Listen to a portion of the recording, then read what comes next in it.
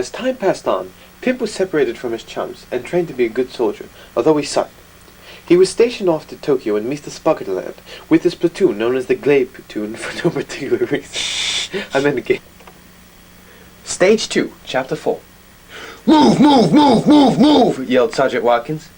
He was the head of my small platoon. He was a well-built man, strong, with a commanding force. He was from Middlesex County, though, and once in a while would do a jig for us.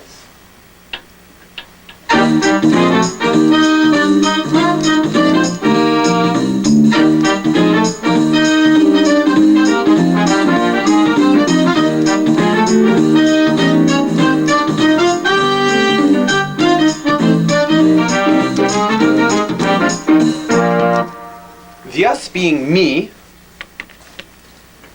Geoffrey Kingston, a small but willing soldier, Rory Calhoun, a man who was always standing up,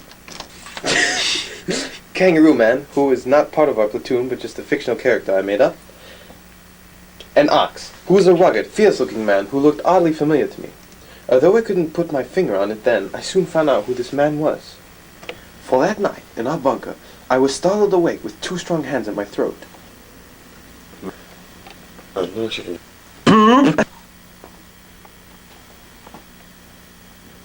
I opened my eyes and saw the evil glare of Ox.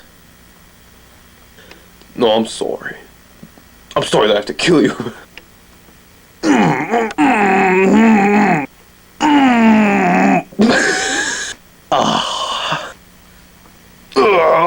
All the struggling.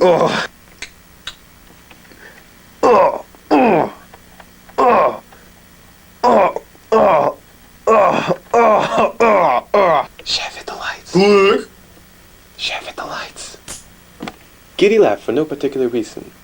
I now recognized him. He was the convict at the cemetery that found me naked. I kicked him in the groin, and he doubled over.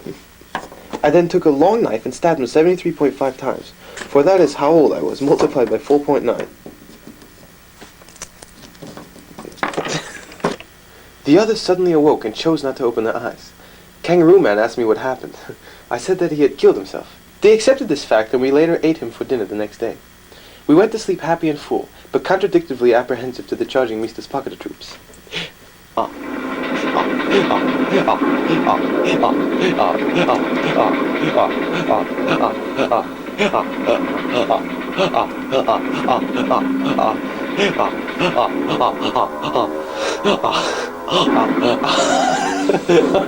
Chapter 5. The inevitable came 3 months after. Our platoon was attacked by a Japanese one. In that platoon there was Mr. Spockada, Asakura, and Mitsubishi. They charged with passion. However, they had no guns. They threw sushi at us. We were down, but not out. Jeffrey took out a piano and started playing ragtime.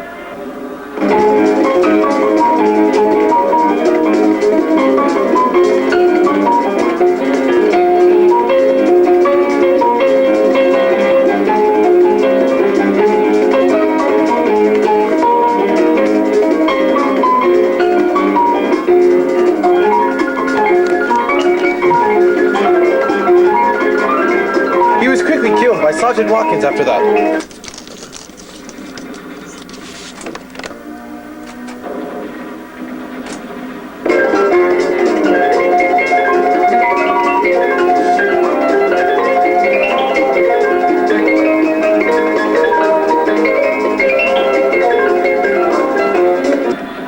Kangaroo Man did most of the fighting, easily killing Mr. Spockada and Asakura. However, Mitsubishi escaped, so I chased after him.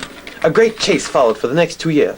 Although the war ended 1 year ago and England was victorious, it was now my expectation to kill Mitsubishi.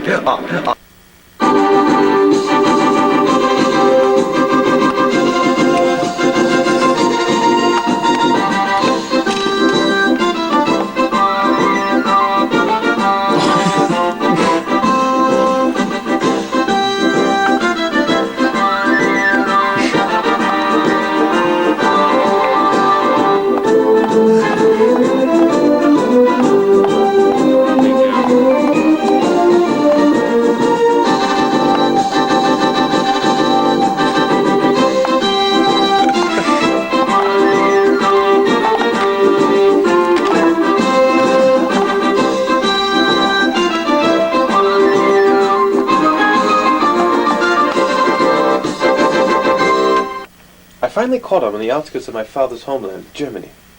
Oh, please, Mr. Sparkler, I'm so sorry. Have a mercy on Mitsubishi. He pleaded for his life. Strangely enough, I spared his life, but put him in my pants pocket.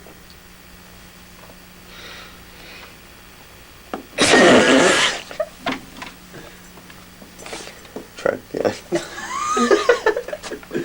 I would take him out if I ever needed him. I proceeded to Germany, to my father's hometown, Naziland. There I met some of my father's old friends, including Gunther, a buff blonde who liked to sniff his own butt, Mr. Nazi, a democratist in his own respect, in which he had none, and Kunta Kinte, who was originally from Africa and sent to Germany to be beaten.